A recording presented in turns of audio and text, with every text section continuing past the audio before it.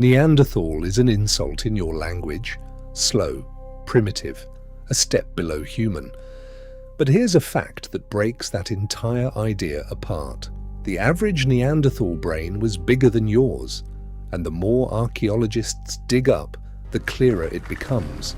We got them catastrophically wrong. For over a century, Neanderthal has meant brutish and dim-witted in popular culture, but that reputation was built on almost no evidence, and a lot of outdated assumptions from 19th century scientists.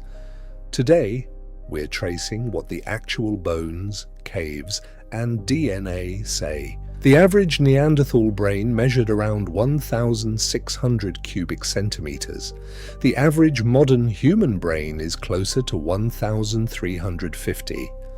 Now, brain size alone doesn't equal intelligence, but it demolishes the old cartoon of a small-brained brute. Neanderthals were also physically tougher than us. Denser bones, heavier muscle, built for the brutal cold of Ice Age Europe.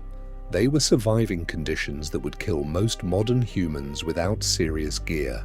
In Shanidar Cave in Iraq, archaeologists found Neanderthal burials roughly 60,000 years old, with traces of flower pollen clustered around one body.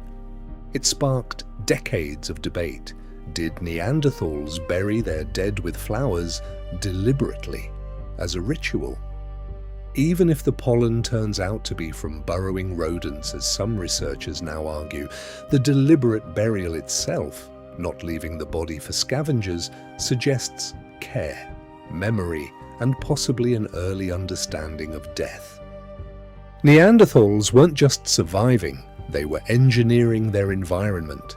They made sophisticated stone tools known as Mousterian technology, precisely shaped blades, scrapers, and points, crafted using a technique that required planning several steps ahead.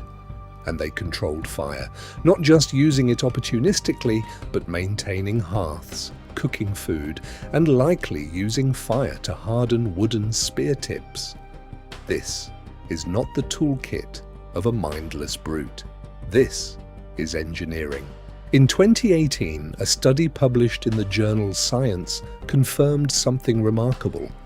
Cave paintings in the Spanish caves of La Pasiega, Maltravieso, and Ardales were created at least 20,000 years before modern humans ever set foot in Europe.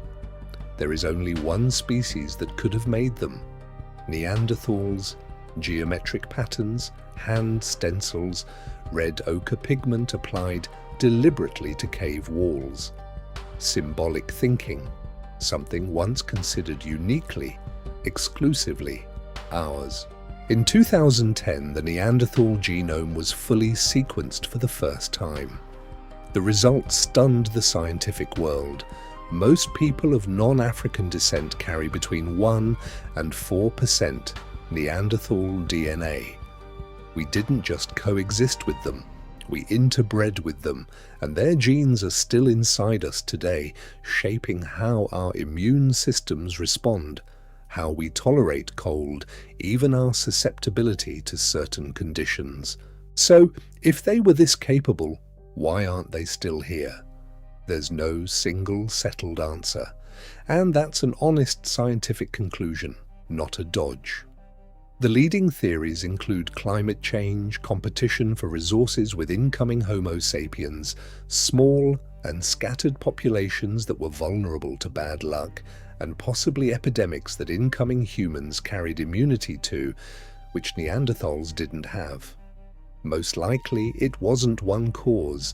It was a slow combination of factors, stretched out over thousands of years, not the dumber species lost. Neanderthals buried their loved ones, painted on cave walls, engineered tools and fire, survived an ice age, and left a genetic fingerprint in nearly every one of us. The word we use for stupidity actually belongs to a species that, in some very real ways, may have been just as capable as we are, and in the cold, possibly tougher. If you want more of history's stories cracked open with the actual evidence, subscribe. New episodes are coming.